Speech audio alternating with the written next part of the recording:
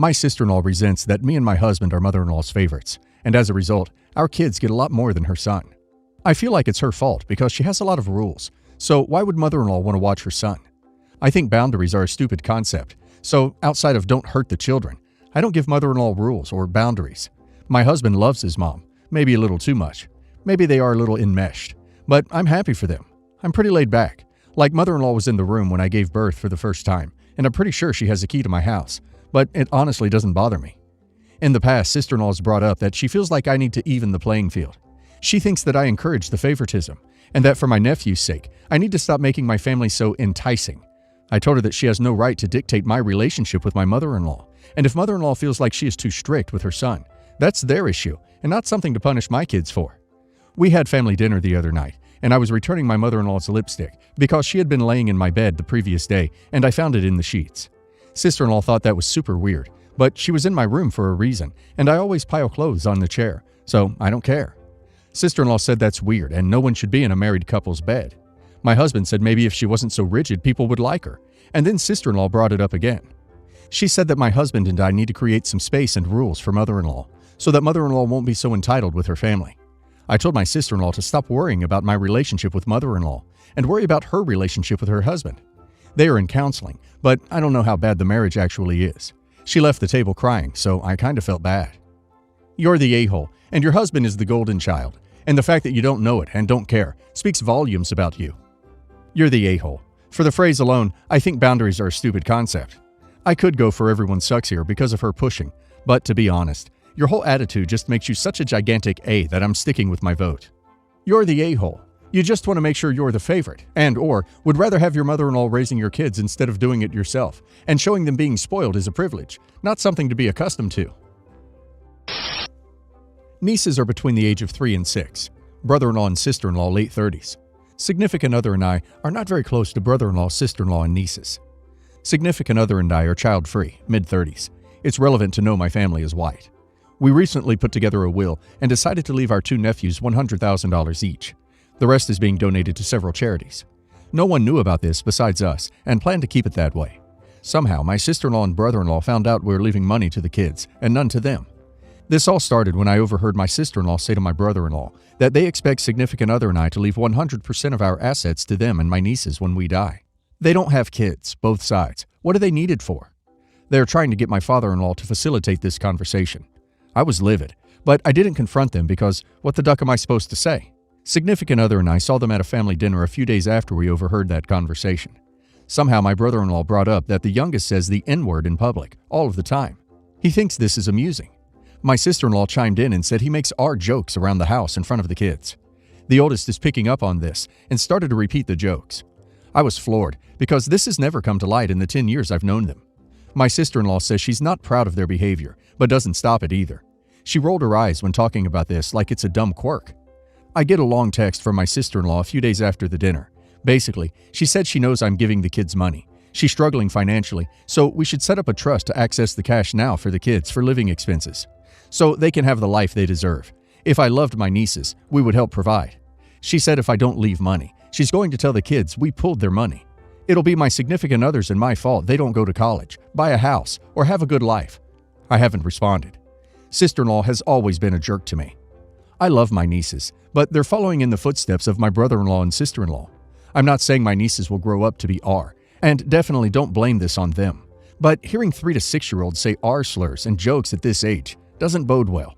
They also live in an area that condones this language and behavior. We were already hesitant to leave my nieces anything, but with the R stuff, the entitlement and threats has made me want to pull the plug completely. I know I can change the will down the road, but I'm just so done with their BS. I feel cornered. Would I be the a-hole if I cut my nieces from the will? Not the a-hole. I would tell sister-in-law, due to current behavior, I'm going to leave the inheritance to charities that help people of color. R is not okay with me, and I would rather not fund that. Not the a-hole. Your sister-in-law has a lot of nerve to say those things to you. If they're struggling financially, maybe they need to do some courses, find a better job, and work towards a better future. Not expect someone else to apparently provide them the lifestyle she thinks she deserves. Your money and your estate and assets are yours. You can do whatever you like with them. No one else has the right to tell you how to split up your estate. You may want to talk to a lawyer versed in wills and trusts to find out what your other options are, and possibly putting a caveat or something along those lines in place, so that should something happen, your sister-in-law isn't at the house within hours, looting whatever she can get. Just saying, they're 3 and 6 years old. They will likely be so ashamed of how they're being taught to behave by the time they hit middle school. Don't give up on them as people yet, but also don't feel obligated to give their parents money. Do consider helping them get away from that if they're trying to at 18. This year marks the 30th anniversary of my small company. It was founded by my father, who is now long gone. To celebrate, we're throwing a party with all employees, their families, some important customers and suppliers, and also some friends and family members who have nothing to do with the company, but with whom I would like to share this moment. It's meant to be a fun event with food, drinks, and music. I've been divorced for 5 years now, after an 18-year-long relationship. After she left me, I spent almost a whole year being pissed all of the time. Then, after about 2 years of therapy, I think I'm about over it. I basically hated her at first. Then the relationship has become more civil over time, and lately almost, but not quite entirely, friendly. We have 3 teenage kids, and so we see each other often. We also still sometimes celebrate the kids' birthdays together, sometimes having dinner all together. I was discussing with her the logistics of having the kids at the party, and she flat out asked, "Are you inviting me?" I actually thought she was joking at first, but after she asked a couple of times, I said no. I thought that was the end of it. After a few days, I saw her being pissed off at something. I didn't have any time at the moment, so I later wrote her a message to see if everything was okay. Well, it turns out it wasn't. She wrote me a lengthy email stating that the fact that I didn't invite her was a bad move on my part, after everything she did to support me during the years. She says I wouldn't be where I am now if it wasn't for her. Now, I'm not denying that. She was a stay-at-home mom up until the divorce, and I've been working all the time. However, I don't feel obligated to invite her. I'm sure it would be a nice thing to do, having all friends, family members, and so on. But am I the a-hole for not inviting her? I know that there are some people that invite their exes even to their weddings, but most of the divorced couples I know don't even speak to each other. Not the a-hole. Why would she even think she should be invited after 5 years apart? Sure, you were together, but at the end of the day, it's your business and nothing to do with her, right? No. And she's pretty entitled, toxic. To think that she would be invited and telling you it's a bad move is kind of manipulative. It's not a bad move, you just don't want her there. Stay well clear of her as much as possible. My mom and dad split up, but have a good relationship. Could even consider them as good friends. But by no means are they inviting each other to events or anything, unless it involves me, child. Then they put their differences aside. Not the a-hole. It's your party. You can invite whomever you wish. Also, I've also been a stay-at-home mom, and I don't understand how that qualifies as you wouldn't be where you are today without her. Not that I need an explanation. I just don't get it. I can understand that it may sting a bit for her that she wasn't invited, but your obligation to invite her to anything ended when she walked out the door. Some background. I'm 38 male, estranged from my parents and the majority of my siblings. I won't go into details, so the post will stay up, but my mom was an aggressive person. It took a lot to cut them off, and I paid a toll. My mother, my stepfather, nor my siblings show an interest in my children's lives. They don't reach out to them, talk to them, spend any time with them. My parents occasionally send my teens. I have 5 children. They only do this for my eldest 2. Birthday money via Amazon, but not otherwise have no relationship with them. There are a few people on my bio side that I do have positive relationships with, and so do my children. I'm very involved in my children's lives. 3 live with me, and my eldest 2 are teens who stay at my place several times a month. I go to school plays, help with homework, am a shoulder to cry on, give advice, play games with them, etc. So my ex-wife, 38 female, texted me for the contact info for my estranged family to invite them to my 18-year-old's graduation party this summer. I made it clear, like I have in the past, that I'm no contact, I don't want them around, and they haven't shown any interest in being around. She insists on doing her part by inviting them anyway, and says if they have no interest, they won't show up. My mother, my stepfather, my sister, and 2 of my brothers that I don't want to be around. The thought of it makes me tremble and have me reaching for a Valium. I let her know if she insists on inviting them, I, my wife, our children, my son's siblings, and my in-laws won't attend. She said so be it, but I'm putting my feelings over my son's celebration and tried to guilt me about missing a huge event for my son. But I know my son isn't insisting on inviting these toxic estranged family of mine. She is, just so she feels she's done her part, whatever that means. She's going to contact them and invite them with or without my help. I haven't yet talked to my son about this, cause I try not to involve him in family or parenting drama. I've considered a separate graduation party, but I don't think his school friends would be able to go to 2 or the rest of his total family. It would pale next to the real graduation party that I'd be missing in the off chance these people show up. I don't know what to do. Should I suck it up, attend and support, and dip out early with my wife and kids if they do show up? Or do I throw a separate bash? Or do I somehow convince my son to talk his mother out of her invitation decisions? Would I be the a-hole for not going, along with 3 of his siblings and my wife? I'm leaning heavily toward not going. Am I the a-hole here? I think you need to talk to your son about it.